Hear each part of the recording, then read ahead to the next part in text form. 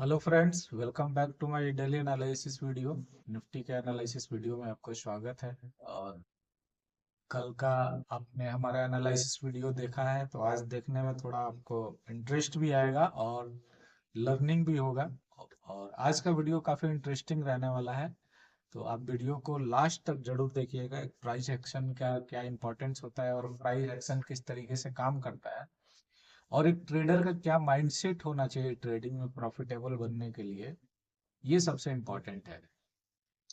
तो चलिए वीडियो को स्टार्ट करते हैं और देखते हैं कि हमने जो कल एनालिसिस किया था, तो हमने दो बात बोला था कि मार्केट का जो व्यू पॉइंट है, प्राइस एक्शन को अगर देखा जाए तो उसके हिसाब से हमारा व्यू पॉइंट जो बन रहा है वो बियरिश बन रहा है।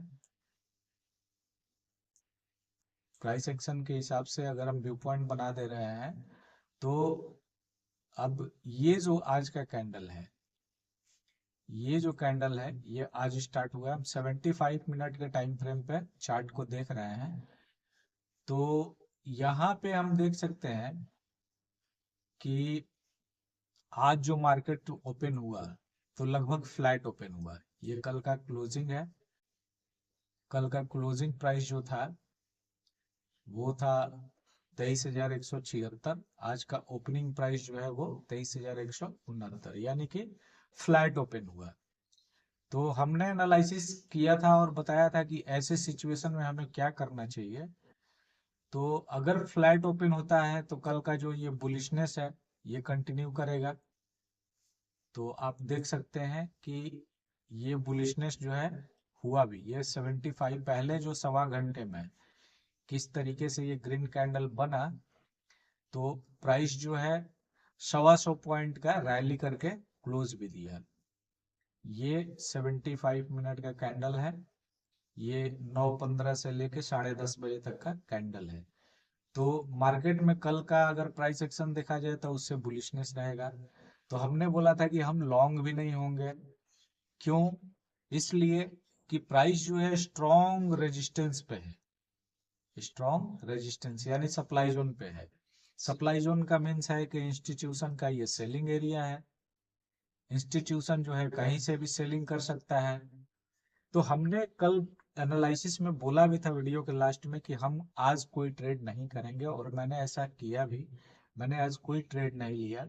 उसका रीजन यही था। हम देख सकते हैं कि आज जो प्राइस है एक रेंज में, प्राइस में मोमेंटम हुआ।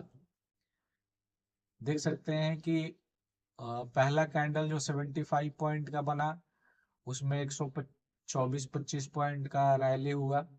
दूसरा कैंडल जो है वो लगभग 50 पॉइंट से ज्यादा का फॉल होके और प्राइस क्लोज दिया। तीसरा कैंडल जो है वो इंडिसिसिव रहा, हॉल्ट रहा। ये समय जो है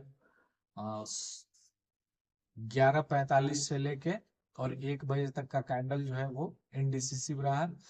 और उसके बाद 1 बजे से 2:15 बजे तक का जो 45 मिनट का कैंडल बना, ये भी 100 पॉइंट का फॉल होके और क्लोज हुआ। तो मैं कहना क्या चाहता हूं, मैं कहना ये चाहता हूं कि मार्केट में बुलिशनेस था। ठीक है, इसकी वजह से हमने इस रेजिस्टेंस रेंज से शॉर्ट करने का नहीं सोचा। तो मार्केट में बुलिशनेस था, कोशिश लोगों ने किया प्राइस को ऊपर ले जाने के लिए, लेकिन जो सेलिंग जोन था, इस सेलिंग जोन से भी प्राइस जो है रिजेक्शन दिया है। और इसके बाद लास्ट का जो कैंडल है 2:15 से लेके 3:30 बजे तक का कैंडल जो है ये फिर बुलिश हुआ। यानी कि देख सकते हैं कि कैसे बायर्स और सेलर में फाइट चल रहा है। यहाँ हम क्लियरली देख सकते हैं कि बायर और सेलर में जो है फाइट चल रहा है। यानी कि ये ग्रीन कैंडल बना तो इसमें बायर्स जो है जीते। सेलर्स जो है ट्राई कर करके पूरे दिन का जो है 2 कैंडल बायर्स ने प्राइस को ऊपर ले जाने में लगाया है, और 3 कैंडल जो है वो सेलर्स नीचे लाने में लगा है। यानी कि क्लियरली देख सकते हैं कि इस रेंज में प्राइस जो है वो फंसा हुआ था। यानी कि आज का जो रेंज रहा वो 23,300 से लेके और 23,150 के रेंज से, 23,150 से लेके 23,300 का 150 पॉइंट के उसमें। तो मार्केट साइडवेज रहा। आज हमने ये भी बताया था कि एक्सपायरी है, साइडवेज जाने के भी चांस है। तो आपने देखा कि किस तरीके से हम एनालिसिस करते हैं, और एनालिसिस करने के बाद में प्राइस को रिस्पेक्ट करना, सबसे मार्केट को रिस्पेक्ट करना सबसे इम्पोर्टेंट है। साइकोलॉजी, इमोशन, ये सारा कुछ, रिस्क मैनेजमेंट, मनी मैनेजमेंट, आपको प्राइस एक्शन के साथ साथ ये सारा कुछ जो है करके चलना होता है। तब जाके बैलेंस होके, जब आप एक ट्रेडिंग करते हैं, एक ट्रेडर जब ट्रेडिंग करता है बैलेंस्ड होके हर पॉइंट पे, तब जाके वो ईयर एंड में, साल के एंड में वो प्रॉफिटेबल ट्रेडर माना जाता है। ये ट्रेडिंग कोई ऐसा चीज नहीं है कि आज हमने 50,000 कमा लिया और कल जो है 1 लाख रुपए कमा दिए। ट्रेडिंग ऐसा चीज नहीं है। Trading is a business. आपको 2%, 3% अगर डेली भी मिल रहा है और 10 दिन भी आप ट्रेडिंग करते हैं प्रॉफिटेबल, तो भी आप 15 से 20% महीने का निकालते हैं। यानी कि एवरेज अगर 10% भी महीने का निकालते हैं तो भी साल में पैसा डबल कर लीजिएगा, और ये पक्का होता है ट्रेडिंग से। लेकिन उसके लिए ये डिसिप्लिन करना जरूरी होता है। तो चलिए स्टार्ट करते हैं आज का, कि आज हम क्या कर सकते हैं। तो आज के लिए हमारा व्यू पॉइंट सेम है कि मार्केट अगर देखा जाए डेली टाइम फ्रेम पे, तो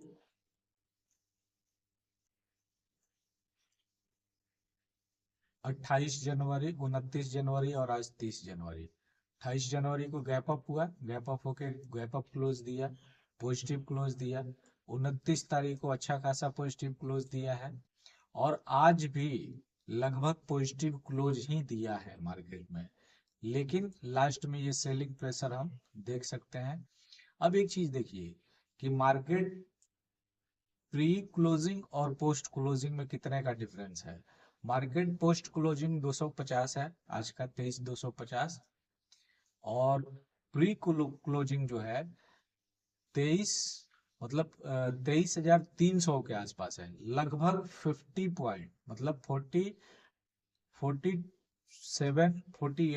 का, मतलब लगभग 50 पॉइंट का जो है वो डिफरेंस है प्री मार्केट क्लोजिंग और post market closing. Pre market closing यानी कि रिटेलर के लिए जो टाइम होता है 3:30 का, वो प्री क्लोजिंग होता है, मतलब मार्केट क्लोजिंग होता है।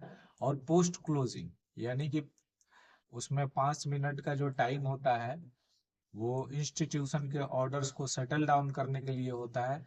तो उसमें डिफरेंस जो है वो 50 पॉइंट का है। यानी कि इंस्टीट्यूशन ने पोस्ट क्लोजिंग में 50 पॉइंट का जो है सेलिंग प्रेशर दे दिया है, 50 पॉइंट का सेलिंग प्रेशर दे दिया है। इसीलिए हम डेली के अगर कैंडल को देखते हैं, तो डेली के कैंडल को अगर हम देखते हैं तो ये कितना बड़ा विक दिख रहा है, ये सेलिंग प्रेशर इस पे दिख रहा है क्लियरली। यानी कि सेलिंग प्रेशर मार्केट में है। इंस्टीट्यूशन जो है वो अभी प्राइस को ऊपर जाने देने के मूड में नहीं है।